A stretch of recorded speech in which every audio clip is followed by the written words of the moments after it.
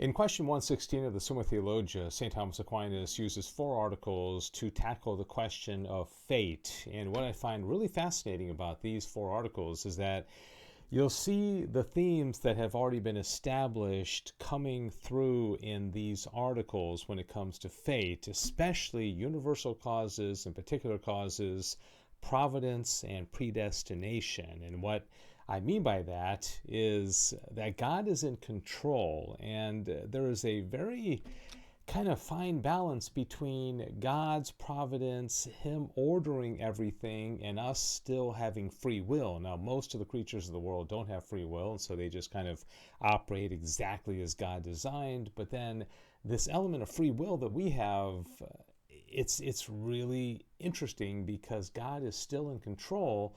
So when you think of fate, you might think of things just kind of happening outside of our control. And it's very much connected to providence and predestination, if you understand it in the sense that we talked about it previously when we came to that question about predestination. So I think you're going to enjoy these articles, and you'll see, like I said, these similar themes come up. All right, whether there be such a thing as fate. All right, so Thomas is going to say, yes, there is such a thing as fate, but you have to understand it in light of the broader teaching. He says, in this world, some things seem to happen by luck or chance.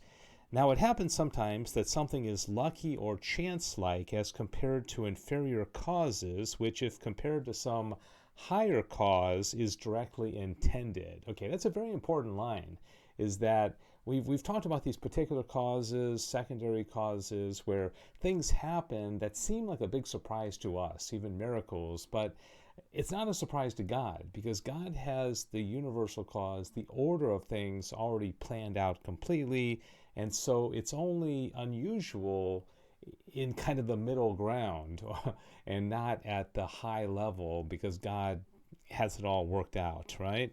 For instance, he says, if 2 servants are sent by their master to the same place, the meeting of the 2 servants in regard to themselves is by chance, but as compared to the master who has ordered it, it is directly intended. Now, that's an interesting example, because that clearly was designed by the master, and the servants think it's wild that things are happening, or you might think it was just fate that you met your spouse on a trip to Paris, but maybe God had it all designed in the first place, right? And you thought you made a decision to take that flight, where really maybe your hand was kind of dealt. Maybe God had it planned. So again, these are the questions that Thomas is addressing. So there were some who refused to refer to a higher cause such events which by luck or chance take place here below.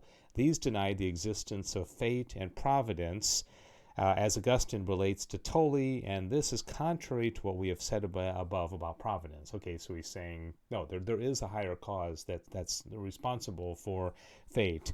On the other hand, some have considered that everything that takes place here below, by luck or by chance, whether in natural things or in human affairs, is to be reduced to a superior cause, namely heavenly bodies. Okay, now this is where you get into superstition, where you think the heavenly bodies are controlling everything. According to these, fate is nothing else than a disposition of the stars under which each one is begotten or born.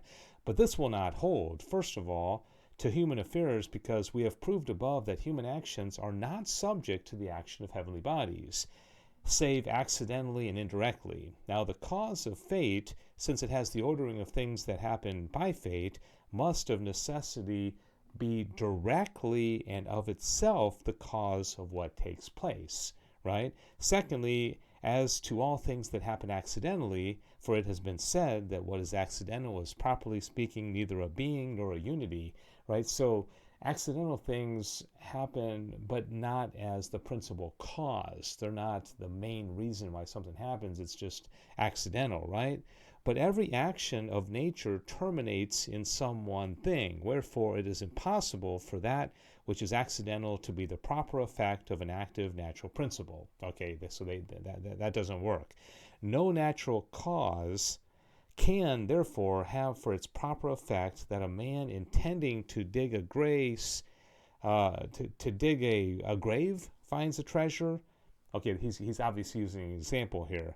Now it is manifest that a heavenly body acts after the manner of a natural principle, wherefore its effects in this world are natural. It is therefore impossible that any active power of a heavenly body can be the cause of what happens by accident here below, whether by luck or by chance. So he's throwing out the whole notion that the heavenly bodies, the moon, the planets, these kind of things are the reason for fate. We must therefore say that what happens here by accident, both in natural things and in human affairs, is reduced to a preordained cause, which is divine providence. So again, like I said at the beginning, God's got it all worked out. Divine providence is in control of everything, right? For nothing hinders that which happens by accident being considered as one by an intellect. Otherwise, the intellect could not form this proposition. The digger of a grave found a treasure. And just as an intellect can apprehend this, so can it affect it. For instance, someone who knows a place where a treasure is hidden might instigate a rustic ignorant of this to dig a grave there. So once again, just like the previous example he used about the two servants meeting, but the master sent both of them, this is all being ordained. This is all being planned out, right?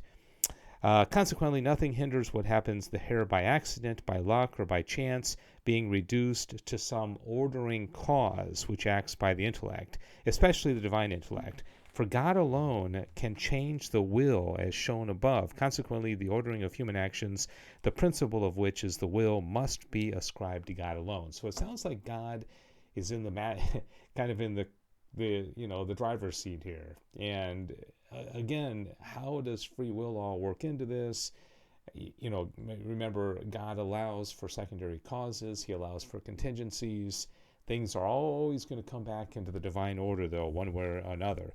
So therefore, inasmuch as all that happens here below is subject to divine providence as being preordained, as it were forespoken, we can admit the existence of fate. Although the holy doctors avoid the use of the word on account of those who twisted its application to a certain force in the position of the stars. So once again, superstition works its way in. Hence Augustine says, if anyone ascribes human affairs to fate, meaning thereby the will or power of God, let him keep his opinion, but hold his tongue. For this reason, Gregory denies the existence of fate, wherefore the first objection's solution is manifest. So there seemed to be some disagreement among the doctors about this, but ultimately Thomas allows for fate as long as it is within the divine order, within providence, right? So Article 1 was kind of long. The next three are much shorter. Whether fate is in created things. Divine providence produces effects through immediate causes. We can therefore consider the ordering of the effects in two ways. First, as being in God himself, and thus the ordering of the effects is called providence. But if we consider this ordering as being in the mediate causes ordered by God to the production of certain effects, thus it has the nature of fate. This is what Boethius says: fate is worked out when divine providence is served by certain spirits, whether by the soul or by all nature itself which obeys him, whether by the heavenly movements of the stars, whether by the angelic power or the ingenuity of the demons, whether by some of these or by all, the chain of fate is forged. Then he says, fate is the created causes themselves as ordered by God to the production of their effects. So it's kind of strange because God's ordering all this, but there's fate, and so, but still free will. Okay, so I find this fascinating, but it is consistent with what Thomas has already taught previously in the Summa. Whether fate is unchangeable. Now this is very important. The disposition of second causes, which we call fate, can be considered in two ways, of course. Firstly, in regard to the second causes, which are thus disposed or ordered. Secondly, in regard to the first principles, namely God, by whom they are ordered. Some, therefore, have said that the series itself, or disposition of causes, is in itself necessary, so that all things would happen of necessity. For this reason, for this reason, that each effect has a cause, and given a cause, the effect must follow of necessity. But this is false, as proved above. Okay, so he's saying there is not necessity, especially when it comes to human beings. There is not absolute necessity. Others, on the other hand, held that fate is changeable, even as dependent on divine providence. Wherefore the Egyptians said that fate could be changed by certain sacrifices. As Gregory of Nyssa says, this too has been disproved above, for the reason that it is repugnant to divine providence. And so Thomas is going to try to find this middle ground here. We must therefore say that fate, considered as regards to second causes, is changeable, but as subject to divine providence, it derives a certain unchangeableness, not of absolute, but of conditional necessity. In this sense, we say that this conditional is true and necessary. If God, now listen to this, if God foreknew that this would happen, it will happen. Wherefore Boethius, having said that the chain of fate is fickle, shortly afterward adds, which, since it is derived from an unchangeable providence, must also itself be unchangeable. Okay, so God's always going to win. God's always got things under control.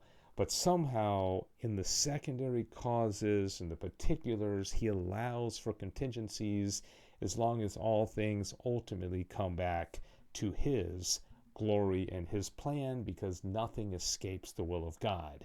Are all things subject to fate? Fate is the ordering of second causes to effects foreseen by God. Whatever, therefore, is subject to second causes is also subject to fate. But whatever is done immediately by God, since it is not subject to second causes, neither is it subject to fate, such as creation, the glorification of spiritual substances, and the like. And this is what Boethius says: those things which are nigh to God have a state of immobility and exceed the changeable order of fate. Hence it is clear that the further a thing is from the first mind, the more it is involved in the chain of fate, since so much the more it is bound up with second causes. Very interesting. So as it gets further away from the immediate action of God, and God allows these secondary or even tertiary causes to happen, that's when things start to have a little element of fate. Again, I don't want to sound like a broken record, but God's always going to bring it into the universal cause, and nothing's going to surprise him, and he has everything ordered through his providence, right? Okay, I hope you enjoyed that. I hope it made sense. But again, very, very important theme running through the entire Summa, as I mentioned at the beginning. And we are now 3 questions away from ending prima pars. I hope you're enjoying your journey through the Summa. And let me know if you have any questions or comments. I'd love to hear from you. St. Thomas Aquinas, pray for us. God bless you.